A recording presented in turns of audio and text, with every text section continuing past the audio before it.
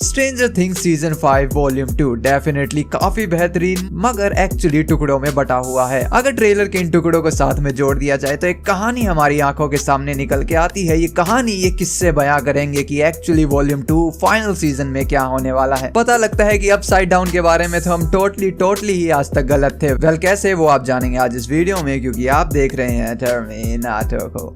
Trailer की शुरुआत होती है विल बायर्स के साथ में और ये एग्जैक्टली उसके बाद का सीन है जहां पर विल हैरान और परेशान है उनकी पावर्स को लेके और सैड भी है क्योंकि ट्रेलर के पहले डायलॉग्स ही काफी कुछ बयां करते हैं कि किस तरीके से विल हार चुके हैं। ये बात वो अपनी मॉम जॉयस से कह रहे हैं कि हम हार गए और हमारा अब कोई चांस नहीं है। वेल ये बातें काफी सेंस बनाती हैं क्योंकि विल बायर्स के कैरेक्टर को नहीं बोला जा सकता एक ऐसे लड़के जिसके कारण ये विचित्र चीजें यानी कि स्ट्रेंजर थिंग्स पूरा ही बेस्ड है। सो रिसेंटली उन्हें उनकी पावर्स का पता लगता है, लेकिन वो पावर सब कोई अच्छी तो है नहीं क्योंकि वो सबसे क्रेजी विलन जिसके खिलाफ आज तक सब लड़ते आए थे वेकना उनकी पावर्स हैं। एंड हम जानते हैं कि विल बायर्स किस तरीके से इमोशनल हैं। सो एकदम से ऐसी पावर्स का पता लगना कि डार्क एनर्जी उनके ऊपर पोजेस्ड है, क्या अब वो एक विलन है, क्या अपने ही उनको पसंद भी करेंगे। 15 टाइप के सवाल उनके माइंड में उठने लगते हैं। एंड इवेंचुअली जिनको वो हराना चाहते थे वेकना उनको वो हरा भी नहीं पाए, वो ही ऊपर से उनकी गुद्दी चटका के कुछ नई बातें बताकर वहां से ओरा फार्म करके चले जाते हैं। सो टेक्निकली ये एक हार भी थी जो उन्होंने रिसेंटली फेस करी। एंड देन सीन लीड करता है माइक व्हीलर को और ये ऊपर देख रहे हैं और तभी उनके ऊपर एक रेड कलर की किसी टाइप की लाइट, वेल ऊपर क्या है दिखाया तो नहीं गया मगर जिस तरीके से उनके चेहरे के ऊपर ये रेड कलर की रोशनी पड़ती है और वेल पूरे ही ट्रेलर के अंदर हम ये लाल गोले ही देखने लग रहे हैं। सो डेफिनेटली इनके ऊपर भी किसी टाइप का रेड होल तो खुला है जो कि इस वॉल्यूम 2 का मेन बेस है और बवाल मचाने वाला है कि क्या है ये रेड होल्स, क्यों इतने खुलने लग रहे हैं और क्या होने वाला है। देन हम होली के रूम को देखते हैं और ये जो होली और मैक्स के जो सीन्स है काफी सारे बटे हुए हैं ट्रेलर्स में, इन सबको साथ में जोड़ के समझते हैं कि चल क्या रहा है। वेल चल कुछ नहीं रहा है, वही हमारी होली व्हीलर और मैक्स फंसे हुए हैं वेकना की मेमोरीज के अंदर। तो इसमें अंदर बाहर का सीन काफी चल रहा है क्योंकि एक सीन हमें दिखता है जहां इन दोनों को एक डोर नजर आता है और ये डोर के अंदर घुस जाते हैं। वेल अभी ये इस घर के अंदर घुसने लग रहे हैं, कभी ये केव्स के अंदर घुस रहे हैं। सो अगर इन सीन्स को एड अप किया जाए तो ट्रेलर में इनके बारे में तो इतना ही बताया गया है कि ये तो वेकना की मेमोरीज के अंदर भागने लग रहे हैं, मगर ये लास्ट वाला सीन जिसके अंदर खुद वेकना यहाँ पे होली व्हीलर के सामने आ जाते हैं उन्हीं के मेमोरीज वाले हाउस में, ये काफी कुछ बयां करता है। इसके बारे में लास्ट में बात करेंगे। इस डोर को देख के एक सेकंड के लिए तो लगा था कि यो ये क्या टाइम ट्रेवल वाली एक थ्योरी सच होने वाली है। सो एक्चुअली ऐसा कुछ नहीं है। डेफिनेटली ये डोर कहीं पे टाइम के अंदर तो ट्रेवल नहीं करवाने वाला, डेफिनेटली किसी एनीवेयर डोर की तरह कहीं ना कहीं लीड करेगा और चांसेस है कि वेकना की मेमोरीज के अंदर ही कहीं ना कहीं लीड करेगा क्योंकि मेरे को नहीं लगता कि डोर वो रास्ता है जो रियल वर्ल्ड में इनको लेके जाने वाला है। लेकिन इसके बाद ट्रेलर में कुछ ऐसा ऐड कर दिया जो कि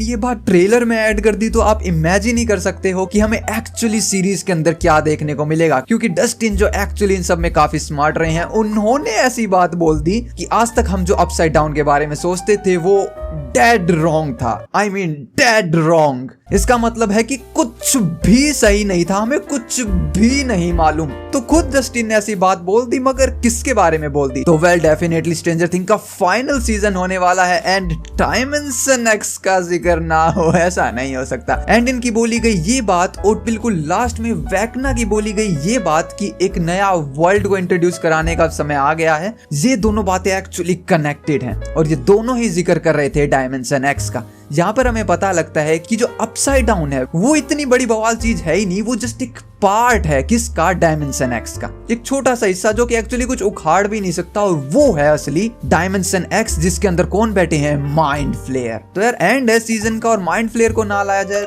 there are less chances. And ये जो रेड होल्स खुल रही हैं और कुछ नहीं एक्चुअली वही ओपनिंग गेट्स हैं और तब ये इतनी ज्यादा अमाउंट में और इतने खतरनाक तरीके से खुल रहे हैं। तभी 11 काली से कहती हैं कि मेरे को उसको ढूंढने में मदद करो और उसको मारने में मदद करो। वेल ये जो उसको चल रहा है यहाँ जिक्र हो रहा है वेकना का, ये चीज हमें ये बताती है कि काली को भी पता है कि वेकना का क्या सीन है, कैसे लफड़ा मचा हुआ है। सो उनको सब कुछ बताने की जरूरत नहीं है। वहीं हमारा पूरा ग्रुप एक वैन में बैठ के घुसड़ जाता है मिलिट्री बेस के अंदर, जिसमें रॉबिन कहती है कि मेरे को लगा था ये आसान होएगा क्योंकि उनके अंदर घुसते उनके ऊपर गोलीबारी की बरसात हो जाती है। एंड वेल जो नैन्सी है वो बन जाती है नैन्सी स्मोक एंड बंदूक निकाल के धड़ धड़ धड़। लेकिन ठीक है बंदूक की बात अलग है, यहाँ चल भी क्या रहा है, ये सब यहाँ कर भी लेके आ रहे हैं, क्योंकि जब रोबिन कहती है कि मेरे को लगा था कि ये आसान होएगा, तो ल्यूकस कहते हैं ये आसान था, यानी इसके आगे जो होने वाला है वो इससे भी बड़ा बवाल है। अगले सीन में हम देखते हैं कि जो विल है वो अपनी पावर्स का इस्तेमाल कर रहे हैं। सो हमें ये पता है कि मिलिट्री अच्छे से जानती है कि गेट्स एक्सपोज हो चुके हैं, उनमें आग उग लगाने लग रहे हैं वो। सो आई थिंक ये पूरा ग्रुप जो है अब अपसाइड डाउन के अंदर जाने की प्लानिंग कर रहा है, क्योंकि इस सीजन में हमें काफी देखने को मिलेगा कि अपसाइड डाउन के अंदर ज्यादा समय बिताया जा रहा है रियल वर्ल्ड के मुकाबले। सो अब मिलिट्री ऐसे तो अंदर घुसने नहीं देगी, दैट्स व्हाई इनके यहाँ पे रोड़ा रब्दा मचा हुआ है मिलिट्री के साथ में। वहीं पे डेमोगोर्गन का ये सीन एक्चुअल में कनेक्टेड है इस हॉस्पिटल वाले सीन के साथ। डेमोगोर्गन हॉस्पिटल में तबाही मचाने लग रहे हैं और पीछे हम मिलिट्री को भी देख सकते हैं। इसका मतलब मिलिट्री भी यहाँ आ चुकी है और उसके अंडर ही है ये हॉस्पिटल। बट ल्यूकस अभी भी मैक्स को लिए हैं, मैक्स अभी भी बेहोश हैं, लेकिन डेमोगोर्गन यहाँ सिर्फ तबाही मचाने के अलावा एक बड़ा रोल निभा रहे हैं ट्रेलर के एंड में। उसके बारे में भी थोड़ा आगे बात करेंगे। बट देन हम 11 और माइक को देखते हैं और अब 11 का चेहरा पता नहीं खुद ही चीख चीख के बता रहा है कि उनको दोबारा से डेप्रीवेशन टैंक के अंदर डाला जाने वाला है। सो माइक उनको वहां पे थोड़ा सा कंफर्ट दे रहे हैं। एंड वेल डायलॉग्स की तो क्या ही बात करी जाए। You die I die, I mean please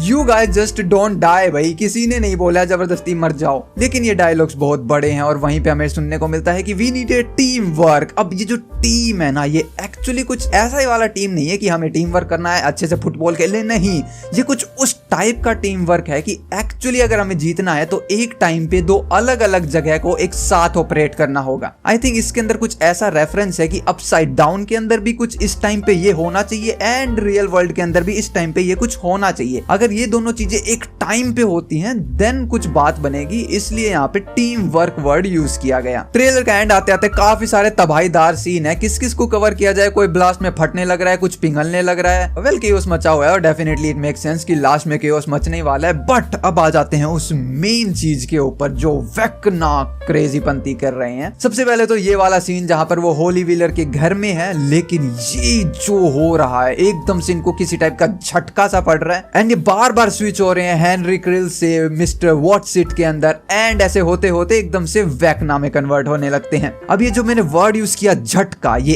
actually झटका है। एंड वीडियो के थोड़ी पहले मैंने कहा था कि जो डेमोगोर्गन है सिर्फ हॉस्पिटल में रोल नहीं निभा रहे। अब आते हैं उस सीन के ऊपर। एक सीन हम देखते हैं जिसके अंदर डेमोगोर्गन को एक झटका लगता है। उससे पहले हम देखते हैं कि काली जो है वो लगी हुई है लफड़ा करने के लिए एंड यहाँ पे लीवर को खींच दिया, यहाँ डेमोगोर्गन को झटका लगा। अब क्योंकि हम जानते हैं कि वेकना जो है वो हाइव माइंड में है, इसका मतलब वो अपनी सभी क्रिएचर से कनेक्टेड हैं एंड यही दूसरी तरफ डेमोगोर्गन को झटका लगता है। सो आई थिंक ये दोनों सीन जुड़े हुए हैं, क्योंकि हाइव माइंड में है उनको वहां झटका लगा, तो इसी कारण से यहाँ पर वेकना को यहाँ झटका लगता है और वो अपनी सभी पर्सनैलिटीज में से स्विच अप होने लगते हैं। एंड उनका फेमस डायलॉग तो भूल ही नहीं सकते जिसके साथ वो ऑब्सेस्ड है। हर ट्रेलर चैप्टर कहीं ना कहीं पेल के चले जाते हैं। It's time for the new world. ये न्यू वर्ल्ड रिप्रेजेंट करता है डायमेंशन एक्स को। किस तरीके से पूरे सिटी के ऊपर से एक वेव जाती है, तो आई थिंक ये वेव और वो जो रेड होल्स खुलने लग रहे हैं ये आपस में कनेक्ट होने वाले हैं और ऊपर से पूरा का पूरा जो अपना हॉकिंग्स है वो कवर अप हो जाएगा। एंड वहीं पे जब इन रेड सर्कल्स को दिखाया जाता है तो बैकग्राउंड में जो गाना बज रहा है उसके अंदर एक वर्ड बोला जाता है inside out. So I think जो डायमेंशन एक्स है उसको इनसाइड आउट का ही नाम दिया जाने वाला है, जो कि अपसाइड डाउन से डेफिनेटली